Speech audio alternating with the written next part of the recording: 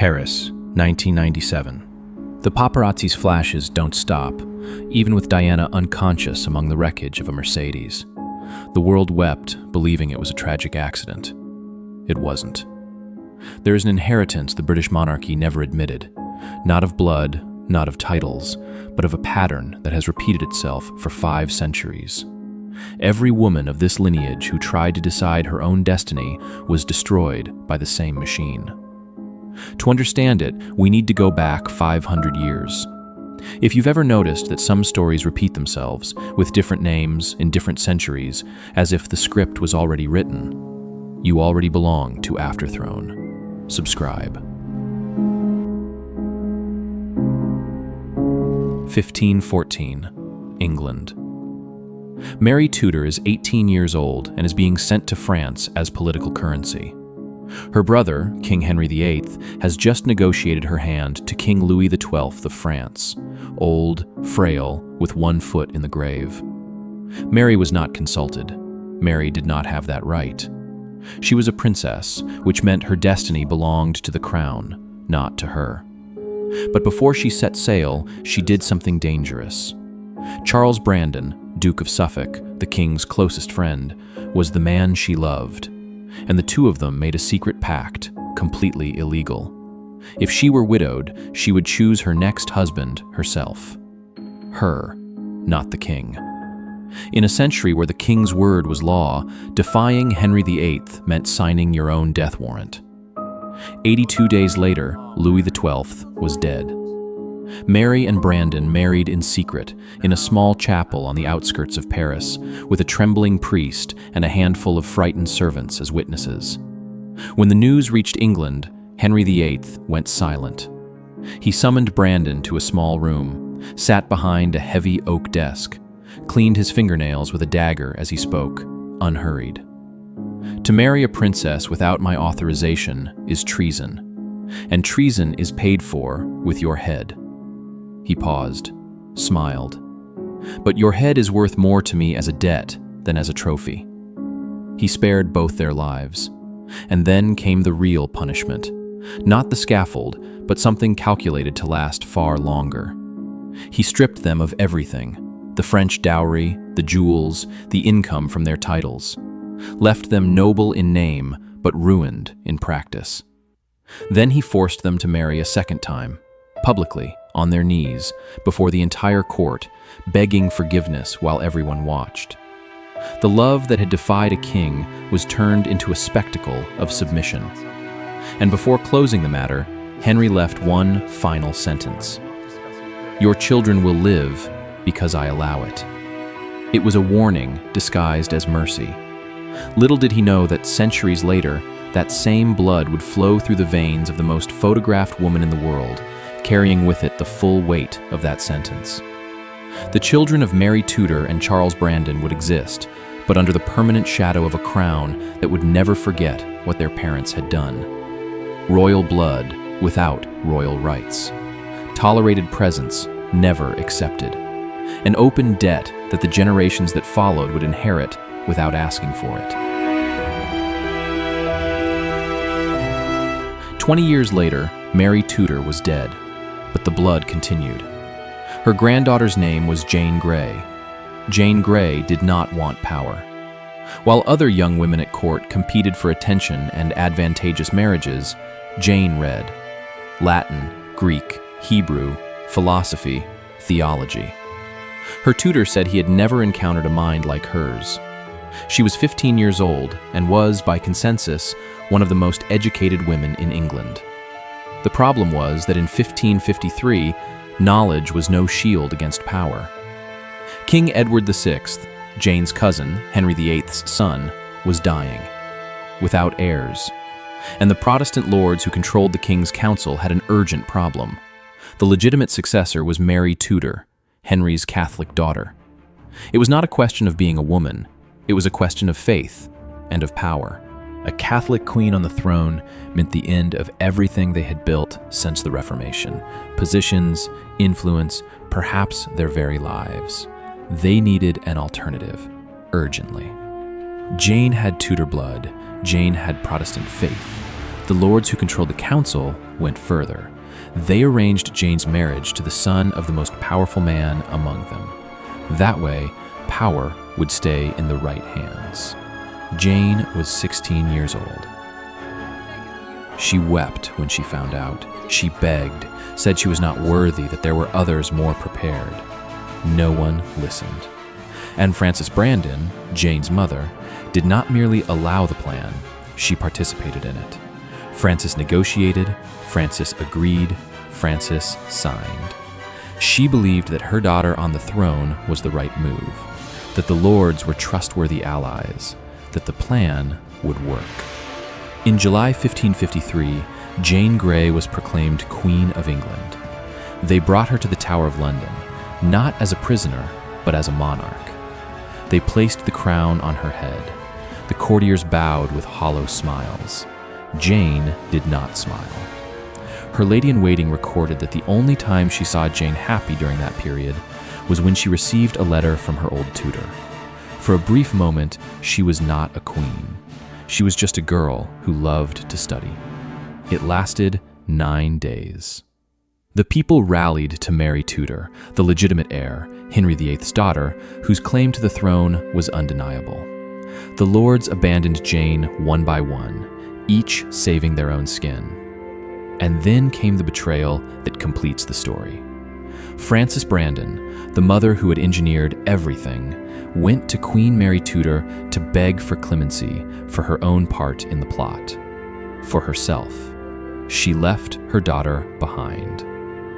Jane was arrested, tried, condemned for high treason, for having, according to Queen Mary's tribunal, illegally usurped the throne of England. The fact that she had been placed there by force did not matter. On a February morning in 1554, she looked through her cell window and saw the cart passing with her husband's body, without his head. A few hours later, it was her turn. She climbed the scaffold with a composure those present never forgot. They blindfolded her. She knelt, reaching out her hands to find the wooden block. She found nothing. "What do I do? Where is it?" she cried out, in the only moment her composure broke. A guard guided her hands to the cold wood. Jane Grey was 16 years old. She did not want the crown. She did not ask for the throne. She was placed there by people who needed her as a tool, including her own mother, and discarded when the tool was no longer useful. The blood that ran through her veins did not die with her. If you've made it this far, leave a comment before we continue. Tell me, did you already know this story? Most people don't, and it's not over yet. What happened to Jane was not an accident of history. It was the confirmation of a pattern. Because the machine had already proven its efficiency before, with Anne Boleyn, in 1536. She learned the rules of the royal game better than any woman before her. She used intelligence, position, and charm as tools for advancement. She became queen. When Henry VIII no longer needed her, she lost her head, literally. We told that story in detail in another video on the channel. The link is in the description. And the machine kept going. 1568. Catherine Grey, Jane's sister. She married in secret for love. Queen Elizabeth I declared the marriage invalid, her children illegitimate, and transferred her from castle to castle, separated from her husband forever. She died at 27 years old, 1569. Mary Grey, the youngest sister. Born with dwarfism, the court considered her harmless. She also married for love, a man far beneath her station. Elizabeth I placed her under house arrest. Mary died in obscurity, without glory, without freedom. 1570. Mary, Queen of Scots. She tried to reign, she tried to negotiate, she tried to survive within the rules of a crown that did not want her alive. Elizabeth I kept her imprisoned for 19 years, then had her executed. 1571. Lady Arabella Stuart. She carried royal blood from two lineages, a combination too dangerous for the crown to tolerate. She married without royal authorization. She was imprisoned in the Tower of London. She died there 4 years later, never having been released. 1572. Princess Margaret. She loved a divorced RAF officer. The crown made clear the marriage was impossible. Margaret gave up love. She spent the rest of her life inside an institution that never fit her. Different names, different centuries, the same pattern. Every woman in this orbit who tried to have a voice, who tried for the right to decide her own destiny within the British monarchy, met the same response, applied with surgical precision, without needing explicit cruelty. The machine was the same, moving forward like a relentless clockwork until it struck the year 1981. Diana Frances Spencer was 20 years old when she married the Prince of Wales in front of 750 million people. The middle name, Frances, was a family name, passed down from generation to generation since Frances Brandon, daughter of Mary Tudor. Nobody thought about that on the wedding day. Everyone saw the dress, the cathedral, the kiss on the balcony. Diana entered the monarchy believing in the fairy tale. The fairy tale didn't last long. The palace had rules she didn't know, protocols nobody explained. Charles was always absent. The advisors looked at her as a problem to be managed. And there was Camilla, a constant, silent, undeniable presence. Diana discovered what Jane Grey, Catherine, Mary, Margaret, and all the others had discovered before her. She was not a person inside the institution. She was a function. But Diana had something the others never had. Cameras. Millions of them. Everywhere. All the time. And she learned to use them. The interview on the Panorama program in 1995 was the moment she turned the game around. Sitting in front of the cameras, alone, without palace advisors, she said what no member of the royal family had said publicly in centuries. There were 3 of us in this marriage. It was a bit crowded. The palace entered a controlled collapse. Public opinion moved to her side.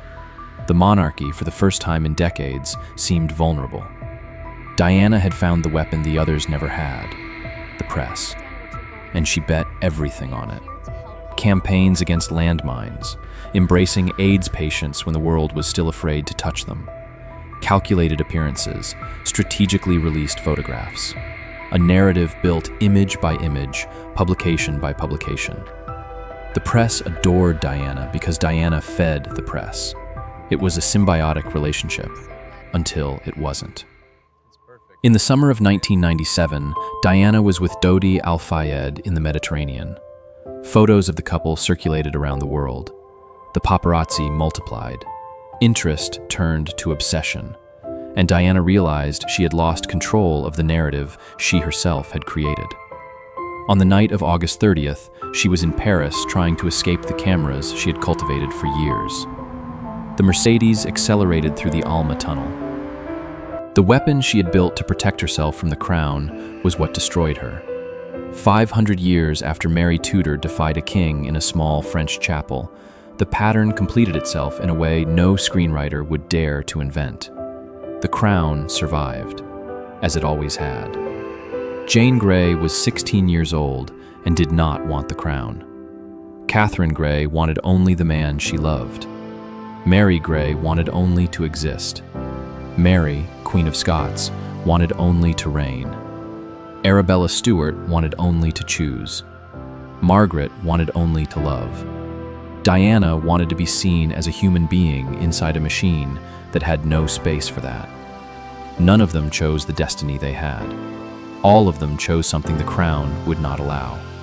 And the crown, patient, efficient, relentless, waited for the right moment in each case. 5 centuries. The same machine, different names. If this pattern moved you, a machine that has run for centuries, silent, relentless, you need to know another story. That of a man who saw this machine from the inside. An illiterate peasant from Siberia who reached the heart of the Romanov Empire. who predicted with precision the collapse of a 300-year dynasty, when no general, no minister, no czar could see it coming, who wrote it all down in a letter, delivered it to the palace, and was not heard. Rasputin's prophecy, nobody listened, then it came true. You'll find the link on screen now and in the first pinned comment. Thank you for staying until the end. If these stories resonate with you, share this with someone who will appreciate it. Subscribe to the channel and leave your comment. See you in the next one.